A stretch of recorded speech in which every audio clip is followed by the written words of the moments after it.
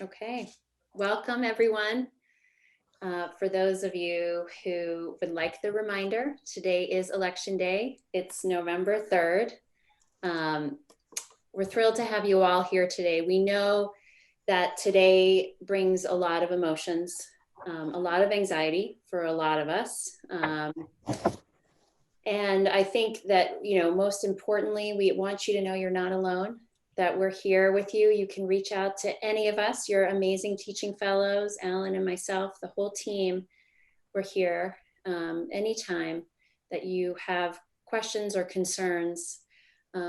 We felt it was really important to have today's session, even though we want to very much recognize the need to take time to vote, largely because this session is such a critical one at this moment. And we have three phenomenal speakers. Really, some of my heroes are here today. And we couldn't be more thrilled to share them with you all. They're really just astounding people in who they are and how they live their lives and what they think about in this world. And so much of this moment is our global awareness of what is happening, and that this is not the first time that the story has been written, and it will not be the last time. And the voices that you will hear today really represent some of the most critical and thoughtful voices that are out there in terms of thinking about so many of the larger issues of equity that matter in this moment and in all of the moments that we have come to see in moving forward. And I wanted to frame it just very briefly before I pass the baton over to Alan to introduce our speakers in the context of this election today. And I really want to recognize that we've already had 100 million voters turn out, which is truly unprecedented given that we are just officially voting today.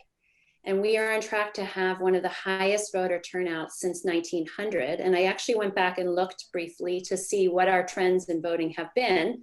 And I was intrigued to see that actually the 1800s were a time of substantial voting in this country, and that the trend has been really downwards over the 20th century.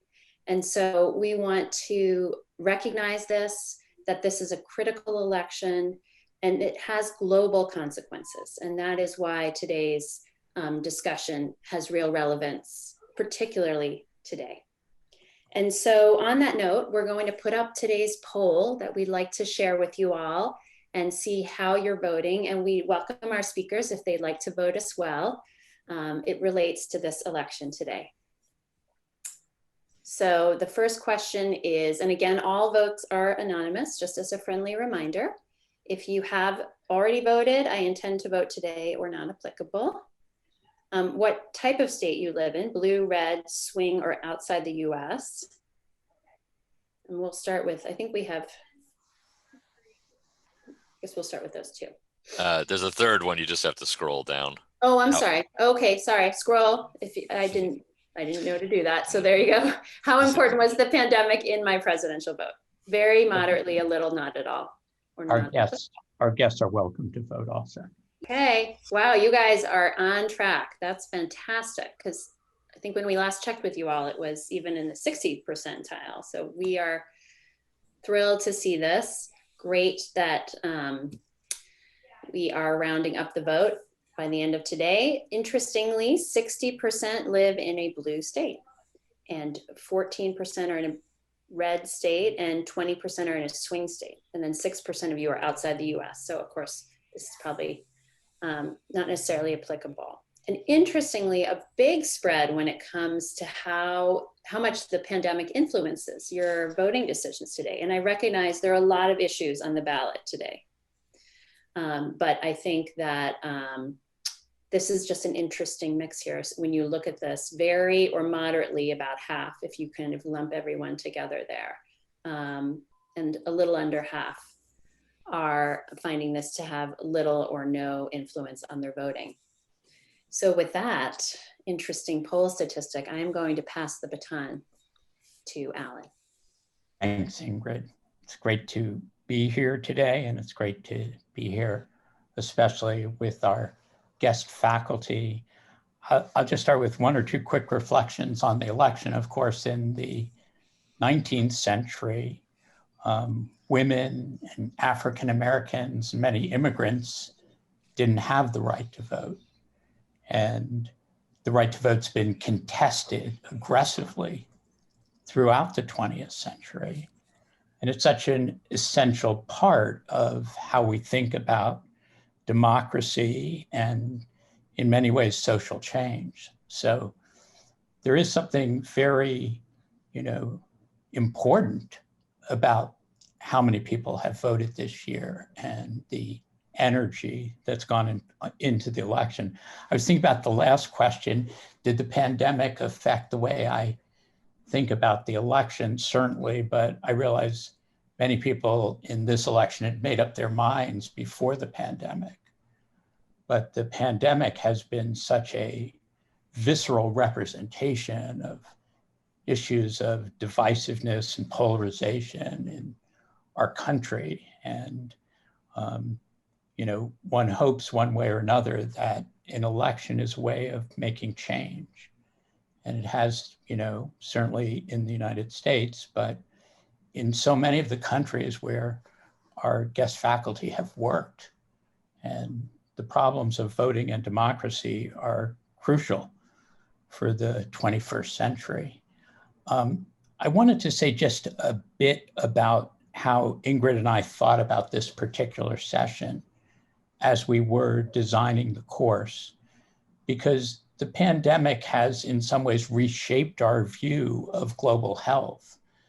And I know from the guests that we have today that global health has always, for many of us, included the globe, which obviously includes the United States, Western Europe, countries that are wealthy and affluent.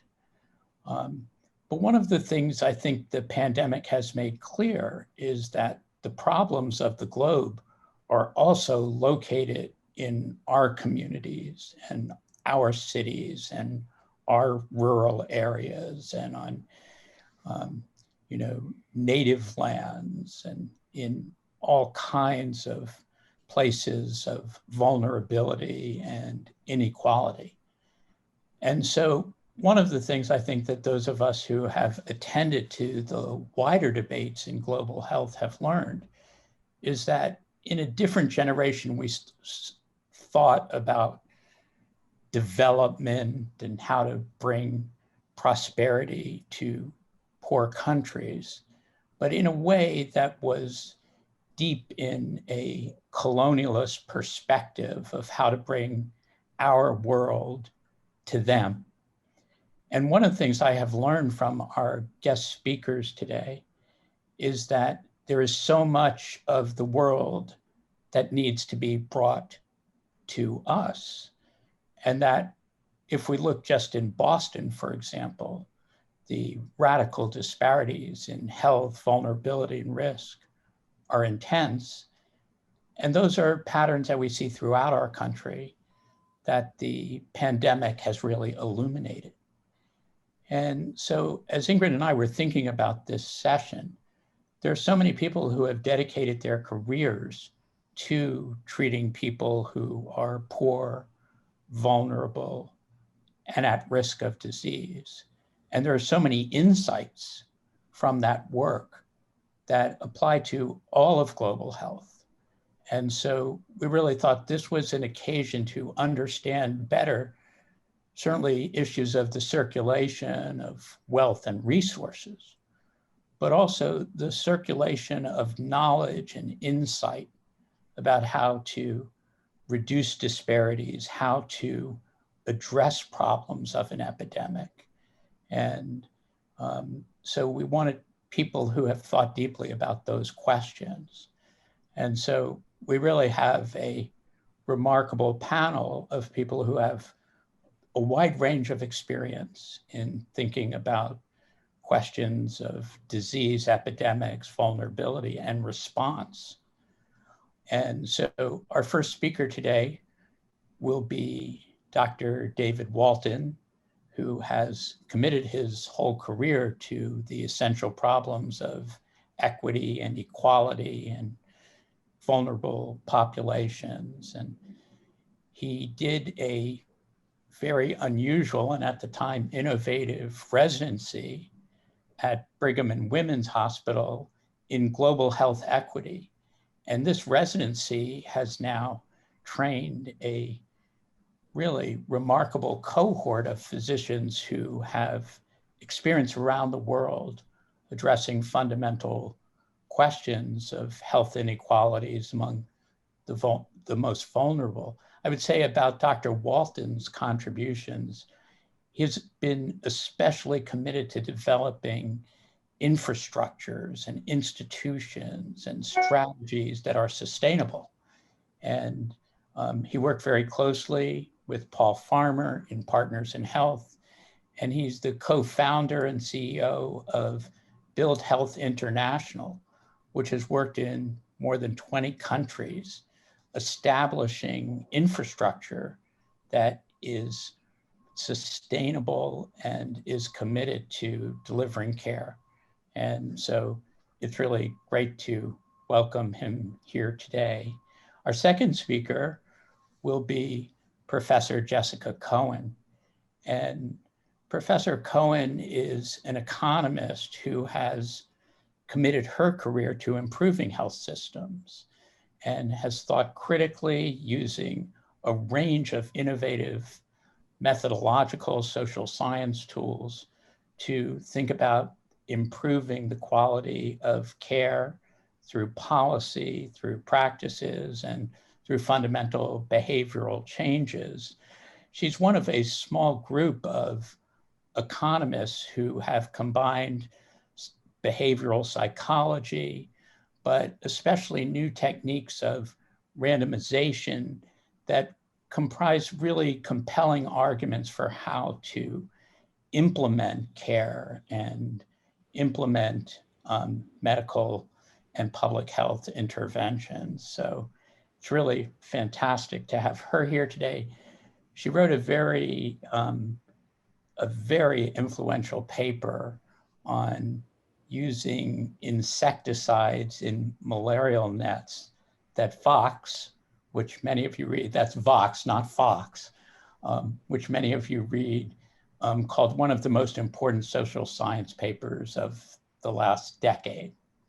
So it's great to have you here. Our third speaker today is well known to many of you and well known, honestly, throughout the world for his work in treating the poorest and the most vulnerable populations and bringing high quality healthcare, essential medicines, and community building to these communities. His work is especially well known for what he's done in Haiti and Rwanda, but really around the world. And Paul Farmer is not just, somebody who's gone to do good in many difficult and places where poverty is sometimes thought to be overwhelming. He's also been one of the most critical thinkers and strategists for reconsidering global health. And we often talk about global health in the most general way, but Paul has a vision of global health built in the field and a critical notion of what global health can be when it is deeply engaged in both social medicine, social justice, and a fundamental basic medical view that there are people with skills and resources that need to bring those to the vulnerable to restore their health. And I've had a chance to talk to him a lot about this, but Paul believes this is at the core of thinking about healthcare in general. And it's a view that has really influenced me tremendously. I'm very proud today to have Dr. Farmer here because I first met him when he was a first-year medical student. And I would say we studied together at that time, and we have studied together, for 35 years since then. But I do want to say, the most gratifying thing that can happen for anyone who teaches is to see their students excel and then learn from them. And Paul Farmer's my boss now in the Department of Global Health and Social Medicine at the medical school. And it's fantastic when you get to work for one of your former students. So it's wonderful to welcome him here today. So we will start with Dr. Walton. Thanks so much to all of you for being here today. Thank you so much. I will get started. I have a short 8 minutes to discuss. So I'm going to get started. And I will say, as I pull up my stopwatch here, just another endorsement to vote. Small anecdote eating into my time. I have been recently looking into my ancestors, and like many, I identify as Black, and as many Black folk in this country, you actually hit a wall in terms of what you're able to see and what you're able to find around 1870. Because 1870, as you all know, was the first time that Blacks were actually counted in the census, therefore seen as people. And I can't find, I've gone all the way back to my family that was born primarily in the South, came up to Chicago during the Great Migration, who were born slaves, but I can't find where they're from and anything before that, because they were not considered people, because they were not counted in the census. And so today is especially poignant for me, despite all of the implications of this election, that as a Black man in this country in 2020, I get to vote. And it's I think whatever your identity, whatever your sort of how you see yourselves and the world, the way the world sees you, today is an incredibly important day to exercise that right that so many of us didn't have, but even if your ancestors did have, the privilege and a right for us to have that and for us to exercise that. With that PSA, I'll go into my presentation and share my screen. So I'm going to speak today about health infrastructure, and because I have a short amount of time, I'm really going to focus on two critical points, particular to COVID and the disparities that COVID really sort of play out in resource limited settings. Again, I speak to resource limited settings as Professor Brandt did, in terms of these are also areas that are in some parts of this country, but the majority of my focus has been outside the borders of the US. This first image is essentially something that we have been inundated with in terms of the media and in terms of how we are currently understanding droplet and aerosol spread, which isn't new, but rather the spread of COVID. And droplets, that are greater than 5 microns that typically come out of our mouths fall within 6 feet. But in fact, the aerosolization and the spread via aerosolization has been underscored. Paul Farmer can potentially address these comments because he has done a lot of work around these topics in regards to tuberculosis and has particular opinions about treating droplets as different species, which they are not, as airborne pathogens go. But I put this image here because it's a helpful understanding of ventilation, and we'll leave masks aside because that's a different topic. But then it begs the question, if you look at the photo, and this is a photo that I didn't take, but a place that we built most recently in 2018, that's an emergency ward in rural Haiti, in the south of Haiti. This is not an unusual arrangement for a variety of patients. And so you have a large room and you have a variety of patients. This is pre-COVID, by the way. How do you think about controlling infection in the hospital setting, right? And that's the most critical point that I'm particularly focused on, which is healthcare, not in the community necessarily, is critically important, but the slice of the pie that I'm focusing on is how do we protect staff and patients in the hospital setting or in the care setting? And we have a lot of epidemics to actually lean on in terms of how we think about this. this is a patient flow diagram and a staff flow diagram from cholera and a cholera treatment center. Cholera is, again, a very significant communicable infectious disease spread by the fecal-oral route.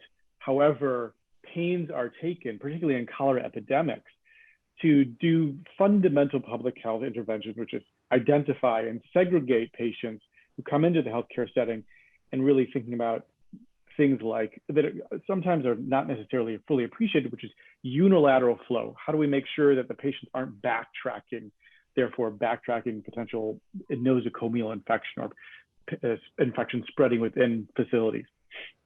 And so this is critical and things that we've learned from. The other, we can also lean on the Ebola epidemic that I won't talk about too extensively.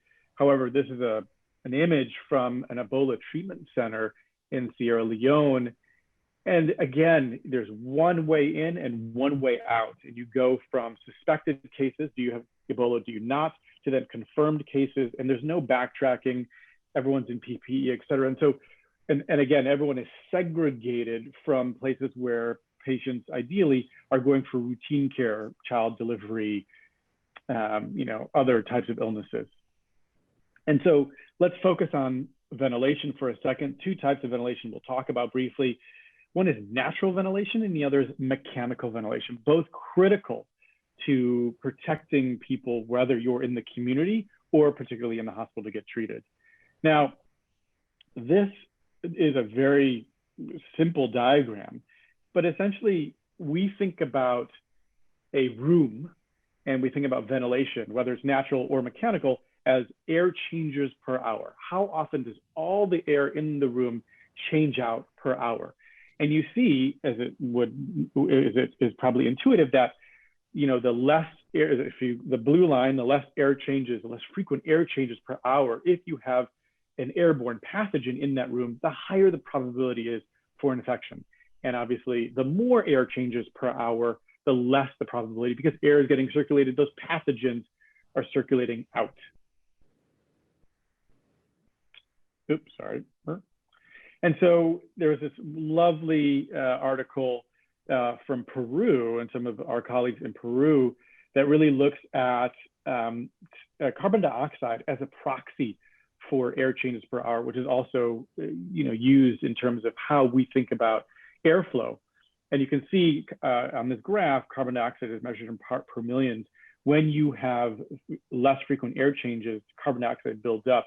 And when you either natural or mechanical ventilation, your carbon dioxide is going down. Again, airflow, pathogens are in the air, but circulating out. Again, this particular study I'll highlight, it's very interesting. It actually compares mechanical ventilation to standard ventilation in hospitals built after the 1980s to hospitals built pre-1980s or 1970s. In pre-1970s, architecture relied much less heavily on mechanical ventilation and much more heavily on natural ventilation. And this is one example of how we achieved this wherever you might be, but we focus really on resource-limited settings. The orientation of the building is important to understand the prevailing wind as well as the sun in terms of heat. But again, you have louvers or air places where air can come in, on the wall, cool air comes in, and you have louvers on the other wall, sort of higher place because the warm air obviously rises. What's important to understand about this diagram is that those fans that you see are actually not blowing air on like typical fans. You feel the breeze. They're actually sucking air up to get this air flowing and up, primarily to get this airflow moving. So you can see this, as you can see, but also for the germicidal UV that we'll talk about in a few minutes. I'm going to skip this slide, and then this leads us really to, how we've thought about designing, COVID treatment centers. Again, a couple core principles for this diagram. You really want to have a primary screening point where you're making sure that people who are going to your regular hospital, top left, are ideally do not have signs and symptoms of COVID-19. And people who do, you're going to send them into, if they can go home, fantastic, and segregate and isolate and get social support. But if they can't, need to be hospitalized, you're segregating them and treating them in the appropriate space. We designed two, one that was without access to testing because, again, in the early part of the pandemic here, we had difficulties with testing, but in some places around the world, there's virtually no testing available. The other sort of modification is when you do have testing, you can actually have a suspect ward where you're trying to figure out whether you do have it or not. And then they can either go into the hospital, leave to go home, and or go into the COVID treatment center. This is just an idea of what this ward looks like. You're critically spacing people as far apart as possible and then putting barriers to prevent droplet nuclei. And we have both employed natural ventilation and mechanical ventilation, air ducts, exhaust fans, etc. This is pictures of construction that happened earlier in the pandemic in Haiti. You can see these actually taking shape. They're designed to be temporary because we hope COVID-19 is temporary. And you can see some of the principles at play here. I would also underscore that despite the fact that you might have private rooms, mechanical ventilation, appropriate air changes per hour, it can still happen in our backyard. This is a hospital where I work as a clinician, and on my service, on the medicine service, I happen to not be on working there at the time that this happened, but this is a reality for all of us. And I know I'm almost over time. I'm going to talk briefly about upper room germicidal UV, which is really critical in terms of infection and prevention control, really thought about typically with tuberculosis, and that's where it has its most of the uptake, but you have UV lights really pointing up above the level of 7 feet, and you have airflow really, if you're in a TB endemic setting, bringing the TB bacilli, bacteria, which are airborne, up into the upper part of the room, and that's killed by the UV light. Ideally, more and more, we're thinking about this for SARS-CoV-2 as well. And then I'm going to briefly talk about oxygen, because the other really critical component for us in terms of how we think about, addressing the disparities is around oxygen. You've heard about dexamethasone, potentially remdesivir. All of those are important, but the real mainstay of therapy for moderate and severe disease is oxygen. 4 types of ways in which oxygen is delivered in the healthcare setting. Here is liquid oxygen, almost ubiquitous here in this country, in the US, in some places in resource limited settings, but few and far between. More commonly, you have an oxygen concentrator, which is a small machine at the bedside that creates oxygen, sort of extracts nitrogen out of the air and flows oxygen, but at a very limited flow of 5 to 10 liters per minute. Secondly, you have oxygen cylinders that you see on the right that are big and bulky and heavy, but can deliver higher flows of oxygen, which are particularly important with COVID-19. This is what they actually look like in real life. Their cylinders are heavy, sort of cumbersome. They need to be filled somewhere. They're really, really challenging. These are the concentrators. It's a really nice concentrator, actually, bedside concentrator. But the Achilles heel of the concentrators is the need 24/7 electricity. And when you're in a place in rural Haiti, rural Kenya, rural Mozambique, or where have you, that doesn't have 24/7 reliable electricity, these are rendered really problematic because you can't assure 24/7 delivery of oxygen. The gold standard really that we use in this country and that we really advocate for everywhere is oxygen at the bedside. You have a central place, my last slide that I'll show, where oxygen is created. Again, a sort of an industrial version of that small bedside oxygen concentrator, taking the nitrogen and the carbon dioxide out of the air, creating pure oxygen. And then you're distributing it through copper pipes to the bedside, which is what we have all seen, those of us who either work or have been patients in hospitals. And that's really the gold standard and really proven to be critical to better outcomes for patients. This is actually what the nuts and bolts of this oxygen concentrating system looks like. Everything has a pluses and minuses. The minuses are that it takes a lot of electricity, 24/7 electricity, and a fair bit of maintenance. However, for district level hospitals and larger hospitals, say greater than 100 beds or even 50 beds, this is really, again, I would emphasize the gold standard for therapeutic interventions. I'm not saying the others aren't great, the remdesivir, dexamethasone, et cetera, convalescent plasma, all these things that are sort of a bit on the edge in terms of our benefit. Oxygen, there are no trials because we know it's essential. And so, when we think about infrastructure and the lack of infrastructure or the failing infrastructure in certain places, ventilation, keeping patients and staff safe from even getting infected in the hospital and spreading the disease, and really the mainstay of oxygen, which it may surprise to hear you that, may be surprising to some of you that in many, many countries, oxygen isn't even available, let alone, at the bedside. So I thank you and apologies for going slightly over time, and I'll stop sharing my screen. No worries at all. Thanks so much, Dr. Walton. It's a really interesting thing seeing your slides and hearing your talk, because we tend so much to think of medical technologies as vaccines and treatments. And one of the things I find so important about your talk is that infrastructure and oxygen are as crucial, and ventilation. In some ways, things that we knew in the 19th century were crucial to health are really the basis of delivering quality of care.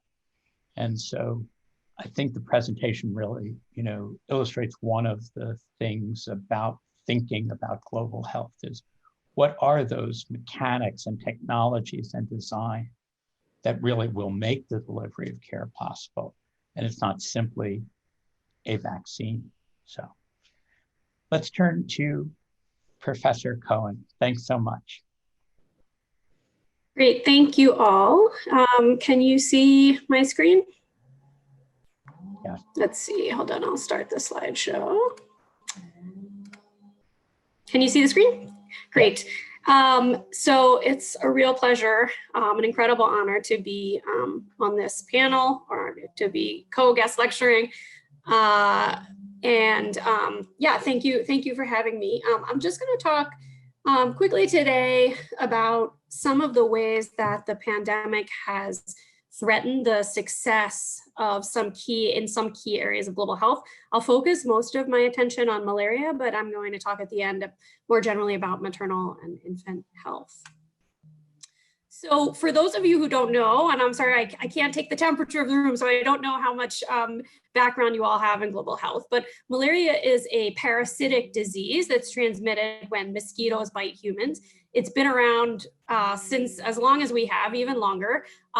It causes fever, chills, aches, a host of other symptoms, and can progress to severe illness or death. And even low levels of malaria infection, sort of chronic low levels of infection, can lead to learning deficits in children, malnutrition, chronic anemia, and other conditions. And like I said, this disease is ancient, has been around a long time. Here's just a graph of malaria deaths over the last 30 years. What you can see is that in the early aughts, in the early 2000s, malaria was at one of its highest points. It was by far the leading cause of child death. Over the past 15 years, there's been sort of tremendous, malaria has been a real global health success story, with some inequalities that I'll talk about in a minute.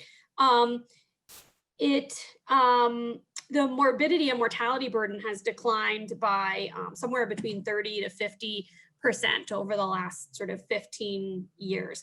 And the majority of that is just from sort of lots of money, lots of scale, and pretty effective commodities, sort of bread and butter public health. We don't have a highly effective vaccine yet, but there are a number of other really effective tools. You can see down here, these are insecticide-treated mosquito nets, which people sleep under to prevent mosquitoes from biting them. This is artemisinin combination therapy. It's a very effective treatment for malaria, and these are rapid diagnostic tests, which really changed the landscape of malaria diagnostic testing. And these are distributed in enormous scale, hundreds of millions of them every year. And they, especially bed nets and ACTs, really drove this sort of impressive decline over the last 15, 20 years. The last few years in malaria have not been quite, for malaria have not been quite as rosy. All of that success has sort of plateaued. In some countries, it's actually beginning to reverse. I think Tanzania is one of them, for example. where malaria burdens are rising. And there are still some countries like Nigeria and the Democratic Republic of Congo where the malaria burden is still massive. And so, into that landscape came the COVID pandemic. And it's really threatened the success of malaria prevention and treatment in essentially every way. This just shows you sort of what it takes to have a successful malaria control program. So first of all, you need to address prevention on many fronts. So people need to sleep under insecticide-treated bed nets, particularly young children and pregnant women whose immune response is not as strong to malaria. There's presumptive treatment of pregnant women and infants. So pregnant women presumptively take anti-malarials. There's seasonal malaria prevention, which is in areas where malaria is highly seasonal, where they'll presumptively treat malaria seasonally, especially among children. And then there's insecticide spraying, where you spray the inside of walls. And then on top of prevention, you really need a health system where people have the trust and the confidence in the system that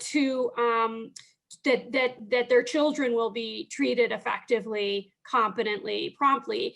And so, the second part of this cascade is that when the caregivers, for example, bring their children for treatment promptly at a health facility. That sounds simple, but actually it's quite, it's not the norm. And so, those of us who have children or who treat children know that, most illnesses sort of come and go. We assume it's viral. We, sort of wait and see how it goes. And also we often try to first treat things with over-the-counter medications. Malaria is no different. So most people actually first treat a suspected malaria episode with over-the-counter medicines without a diagnostic test. And so, really successful malaria control campaigns have encouraged people to seek treatment at, professional health facilities, and then get to this next step where the health workers themselves actually test the child or the adult, focusing on children here, but this applies to adults too, and then assess the case for severity and treat them with the appropriate medication. And COVID has really threatened sort of all aspects of this cascade. So here is a paper that came out recently. It's a modeling exercise, so it's not an empirical data analysis, but it's a modeling exercise looking at what the impact of reductions or interruptions in bednet campaigns and ACT campaigns. ACT is the medication that's used to treat malaria, would have on the malaria burden in malaria endemic countries. And they find that you can see here under the interpretation section of their abstract, that under pessimistic scenarios, things like 25 to 50% reductions in the number of bed nets that are distributed, or malaria treatments that are distributed because of the pandemic, the malaria burden would double in 2020 and would reverse essentially 2 decades of progress. And this is not a hypothetical. This has actually happened many times in history. So malaria history is one of sort of resurgence and control in many cases. And the reason is because, one of the most challenging things about malaria is that as soon as you sort of take your foot, absent very slow moving changes like, prosperity, economic development, changes in the ecology, as soon as you take your foot off the gas with malaria in terms of bed nets and prompt treatment, it can come right back as long as the mosquitoes are still there. And so we've seen this many times in history. This is a paper by some folks from the Clinton Foundation, I think Bruno Moonen now has the Gates Foundation, and some other that look at systematic review of malaria resurgence in history, historically. This figure shows from Kenya, a malaria control program from the 60s and into the 80s, that was then ended, and malaria prevalence bounced right back. There's an example from Nigeria where a program ended and it bounced right back. Zanzibar is another very good example of places where there have been sort of cycles of control and resurgence. And you can see this in India, Bhutan, Pakistan. And so, you know, we've seen this happen many times in history. I didn't have time to put something, you know, super careful together, but I pulled the health HMIS data from Kenya, where I'm working now. Not right at this moment, I'm working from my bedroom, of course, but where I have many programs in Kenya. So this is health information system data on intermittent preventive treatment provided to, so presumptive treatment for malaria in pregnancy, and then bed nets distributed to pregnant women. And I pulled every county that has some malaria. And so this is the pandemic. So you can see there's definitely evidence already of big declines. This is the percent change from baseline in presumptive treatment for malaria among pregnant women in some of these counties, and bed net distribution to pregnant women in some of these counties during the pandemic. I'm almost done here. So malaria is just one example of a sort of area of global public health where progress is really being threatened by the pandemic. So maternal and infant health is similar. There have been amazing gains in especially sort of under 5 mortality, child mortality, and in infant mortality that are threatened. So, you know, these gains require, you know, prenatal care, postpartum care, safe delivery, vaccinations for infants. And you already see big declines in prenatal care appointments, I mean, both in the US and abroad. And declines in prenatal care appointments can lead to, you know, missed detection of complications like hypertensive disorders late in pregnancy, and signs of fetal distress, which can increase stillbirths. Declines in postnatal care, for example, can lead to missed opportunities for postpartum contraception, which then have downstream impacts on unintended and short interval pregnancies. And so all of these, you know, care delivery models that are, you know, rely on outpatient care are threatened. You know, there have been a number of creative approaches to these challenges. At the Kennedy School Forum, there was a talk last week on how the Global Fund has been addressing this, and Peter Sand spoke about new types of bed net distribution models during COVID, for example, but maintaining these gains is going to be incredibly difficult. For one thing, you know, the global health world is going to be competing for resources, for funding. And there's also just a baseline sort of lack of patient and provider confidence that the health systems can deliver in this context. You know, one thing we could talk about in the future is how telemedicine, telehealth could step in to stopgap some of these declines in outpatient care, but you know, this system is obviously not so well developed in low and middle income countries. So I will stop there. Just a fascinating and important presentation. It made me think about what we can learn from Kenya and malarial nets about what's going on in other places where the pandemic displaces and threatens progress and strategies that we've used to address infectious diseases and systemic chronic diseases. And, you know, I think one of the sad ironies of the pandemic is we've seen people, even in a rich country like the US, aren't getting the care that they typically would as a result of the pandemic. And one of the things Ingrid and I did early in the course was to introduce the notion that, of course, diseases don't occur one at a time. And our biomedical orientation has often been to say, what can we do about this disease? What can we do about that disease? As opposed to considering some of the broader, if you will, horizontal notions of resources, prevention, non-specific care to a fundamental degree, which might be a very different way of thinking about preparedness as we move forward. But I'm so struck by the, you know, tragedy of losing ground in the face of the pandemic. And as you point out, the demands on resources will make it that much more difficult for advocacy to think through these issues in a much more systemic way. So thank you very much. Let's turn to Dr. Farmer. And I forgot to mention when I was introducing Dr. Farmer that he has a new book out that will be coming out momentarily that addresses the questions that arose in his work in West Africa during Ebola. It takes a much broader look at the problem of Ebola for representing essential questions in equity and global health. So, thank you, Dr. Alan. Farmer.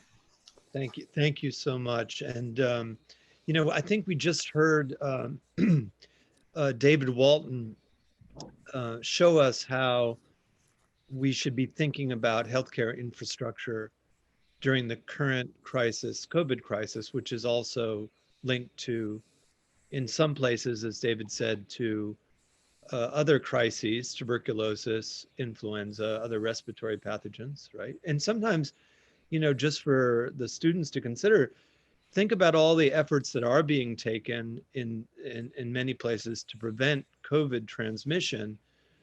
These are interventions that will also prevent influenza transmission and tuberculosis transmission for reasons that David Walton laid out. And then you have Jessica Cohen turn to an analysis of malaria and show us this history of disease control followed by resurgence, you know. And you know, what struck me in hearing both of these very fine-grained analyses is that, you know, it's so terribly complicated to understand epidemics as you're in the middle of them. And that's why we rely so heavily on historians of epidemic disease who have the time to step back, examine archives, understand social context, and understand social history, the histories of whatever period they're looking at. So I'm going to try to do that very quickly. In fact, I'll speed up my presentation so we have time for discussion. I'm just going to look at the Ebola epidemic in West Africa. And again, here, I was lucky enough to work with David Walton clinically as well. Next slide. So just, and you know, the take-home points here will all be general and not about specific epidemics or pandemics. We're just using them to contemplate broader questions like what are the pathogens and what are the pathogenic forces. And in one of these images, you have a prison in Siberia. Again, David and I have both worked in that setting where there are both pathogens and pathogenic forces, the pathogen in question being Mycobacterium tuberculosis, and the pathogenic forces being, and this isn't meant as a political comment, but the collapse of the Soviet Union, as you can imagine, led to widespread interruption in the very supply chain and commodity chain efforts that Jessica Cohen mentioned. And this led to disastrous outcomes in Russia and across the former Soviet Union, and which was the spread of a drug-resistant or drug-resistant strains. Another image here, we have a meatpacking plant in the United States. Again, as Alan said, global health is global. And then this image in the bottom, which I'm just going to call the blue room, this is not a picture that David took or any of us took, but we could have. This is a picture from a photograph from the New York Times. This is an Ebola treatment unit in West Africa. And I think one thing that you can see is there isn't possibly a lot of treatment going on in that Ebola treatment unit. There just are not the conditions that David described, but there's just not the staff, space, and systems that you would need to respond to Ebola. And we felt that very acutely. Next slide. Now, just two concepts I want to introduce, and I will consider that enough for our discussion. The first, and this is something that Alan has written about in previous decades, and I'm sure he will continue to write about, and that is clinical nihilism. And basically, and the quotation at the top, "You are almost certainly doomed," comes from the best-selling nonfiction book about Ebola, the hot zone, which described this is a pathogen which was going to take out everybody. There's another member of the same family, however, and that's called Marburg. And these are both viruses that probably have as their habitats the receding forests of Central, East, and parts of Southern Africa. It's not even entirely clear what the natural reservoir of these pathogens are. These are viruses, as I said, RNA viruses. And the first one was discovered when the transport of monkeys, not for basic science research, but actually for polio vaccine production, the transport of monkeys from Uganda to Eastern European cities via London led to an outbreak, the equivalent of a nosocomial outbreak inside a laboratory and inside hospitals, the very kind of problems that David Walton is describing interventions to prevent. And there are very many interesting stories about Marburg, which took its name from the first of these cities, Marburg, Germany, but this also hit Frankfurt and Belgrade. But one of the things that strikes me now, again, with that ability to look back, is even with a completely unknown pathogen, after all, it was just, discovered in the course of this outbreak, these outbreaks, the case fatality rate, which I'm going to recommend that we always look at, was close to 20%. In other words, 80% of the Europeans afflicted survived, and pretty much 80% of the Africans afflicted in subsequently described epidemics died.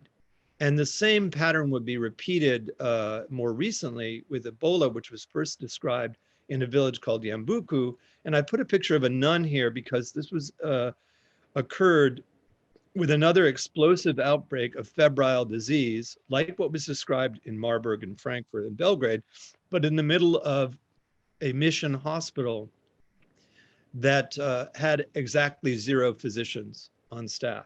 So, this was a mission hospital it had 100 beds or so, and it was run by a missionary order of nuns, many of whom perished themselves in the course of the epidemic, but where really the pattern that would be described for Marburg, that is person-to-person transmission with a particular risk for caregivers in both settings, nurses particularly, but also physicians and others working in the hospital, and high case fatality rates in Africa, where almost all of the outbreaks have ensued. Next slide.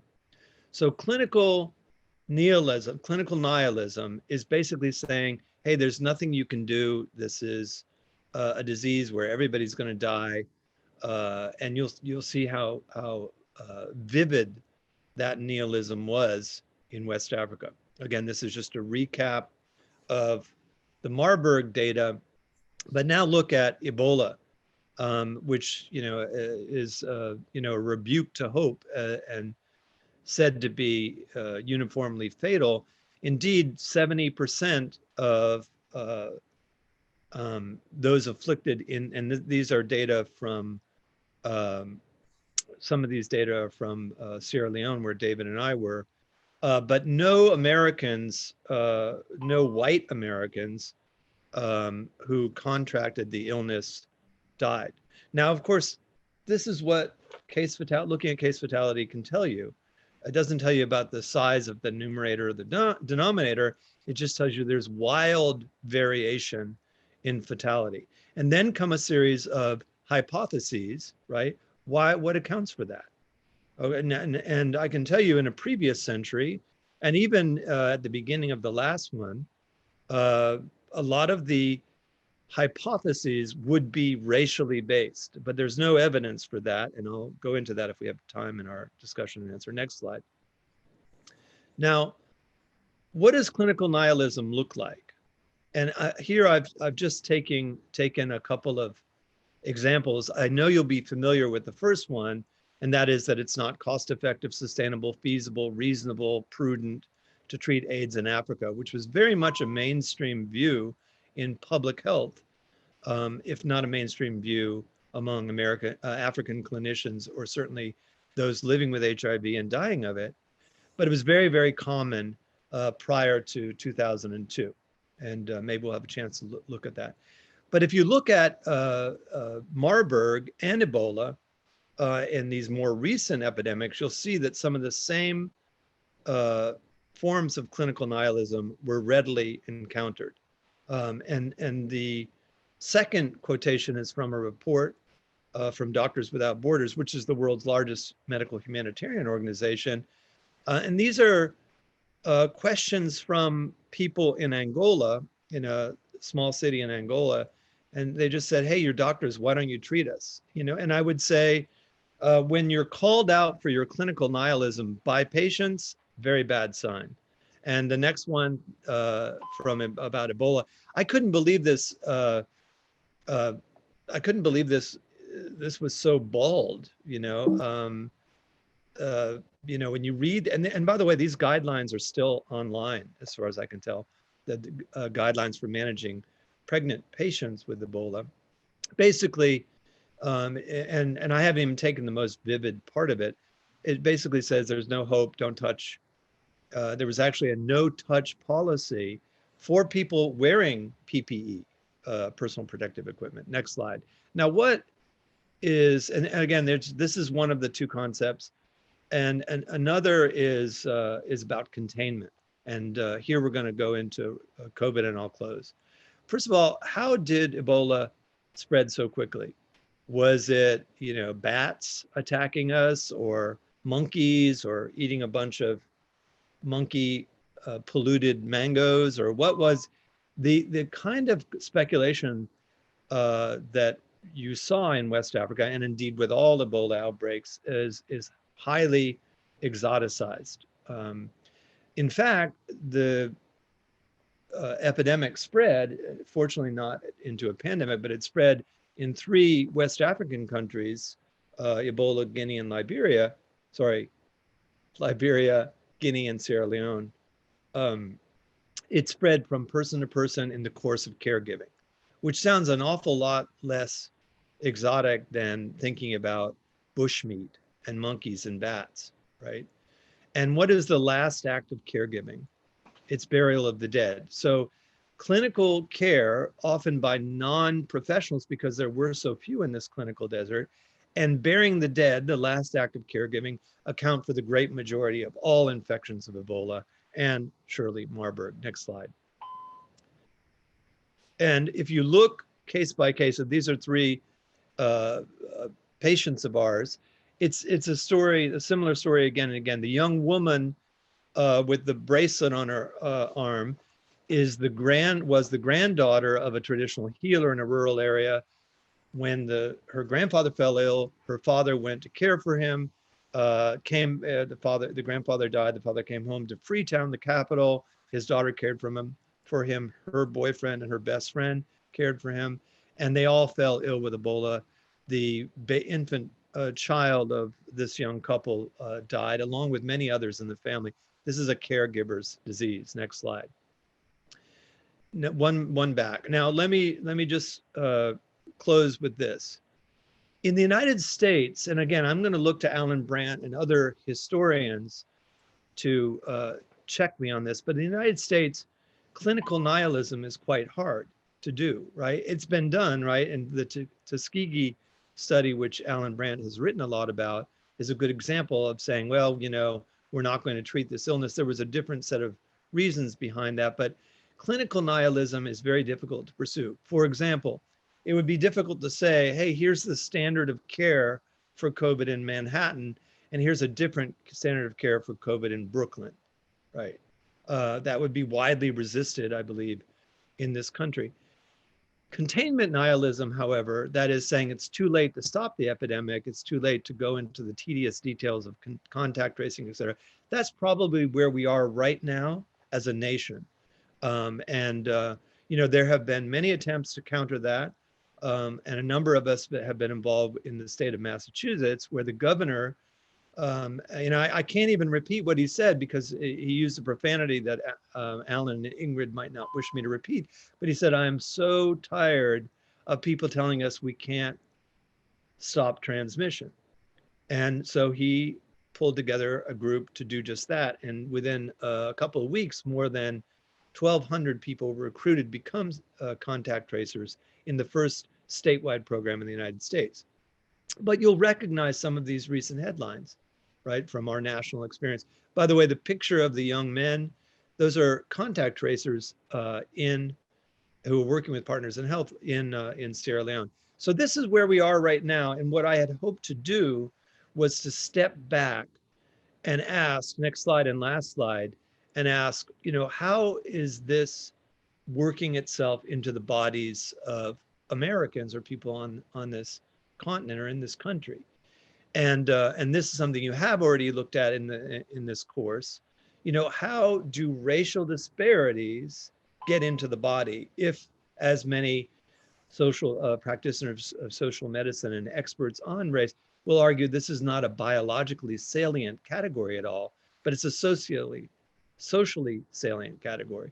And that, I think, is the challenge for all of us, not only to understand how these disparities get in the body, but in the spirit of the presentations by David and Jessica, how do we get them out of the body? How do we prevent them from getting in the body, and how do we get them out? And let me close there in the interest of the fact that we only have 10 more minutes. Thank you so much, Professor Farmer. It is so compelling. And I think, you were answering a lot of the questions as I was thinking about them, about this moment of nihilism here and what we face as a nation. And I guess I would maybe, if I'll take a brief liberty to ask all three of you to briefly touch on what you have learned from working globally to address what you're seeing in this country, not just in terms of the clinical nihilism, but the point you made, Dr. Farmer, about the pathogens and the pathogenic forces that are at play right now. Because I think, as you so clearly articulated, this is what makes epidemics or pandemics explode. And so I would love just to know from your experience working globally, and all three of you have alluded to this in your discussions, if there was kind of one major thing that you feel like we can learn from this moment and incorporate into how we are addressing this pandemic in the US, what would you say that should be? And any of you are welcome to take that question. I'll start, and I would say it sounds maybe trite, but I think we have for a very long time taken public health as an institution for granted, right? Because we are an industrialized nation, we have a lot of wealth, a lot of resources, and so the absence of disease, therefore, or at least typically sort of highly transmissible disease or diseases we see elsewhere in the world that ravage other populations but are not within our borders typically, or very few numbers, they don't even come up on our radar. Therefore, Paul and others at Partners in Health can talk about this better than I can, but even in the state of Massachusetts, where some of us are sitting right now, the public health apparatus here is fractured by having different leadership in all of the 200 or 300 different localities. So we have and you see that play out, and even in the state approach. I mean, thank goodness for Governor Baker's leadership. But, I think because we have taken public health for granted, when something like this comes and hits us really in the face in a way that we haven't felt previous to this, and even the HIV epidemic, which was devastating and still is in a variety of places in this country, just didn't, I don't think, have the level of contagion, the level of spread, the level of velocity that this pandemic has. And I mean, Paul, in his discussion with Dr. Jim Kim and Dr. Fauci yesterday, talked about this in terms of, these are basic public health interventions. We're not thinking about anything new. We're not doing anything new. Paul's comments around contact tracing, I think Paul said yesterday, I don't think there's a sort of an highly infectious epidemic that has ever been contained without effective contact tracing. And I'm sure in his book, coming out in 2 weeks, or yours soon, it goes into this in great detail. And so the lack of understanding of the importance of public health, and in the fact it contrasted to the fact that it's so well understood in so many other places that we work, it really hits home, that we really need to embrace the tenets that we espouse, from USAID to PEPFAR, all these other, US-based institutional units, finance institutions. We tell all these other people to do all these other things, and yet at home, where it matters most in this pandemic, for many of us, not all of us, but for many of us, we're incapable of actually putting this into action. And that, to me, seems self-evident and obvious, but in fact, it just speaks volumes about sort of where we are right now. Thank you. That's deeply profound. And I think in the interest of time, I'll toss it out to our wonderful students, since we have a few in our chat room. Ivan, do you mind bringing in a student question?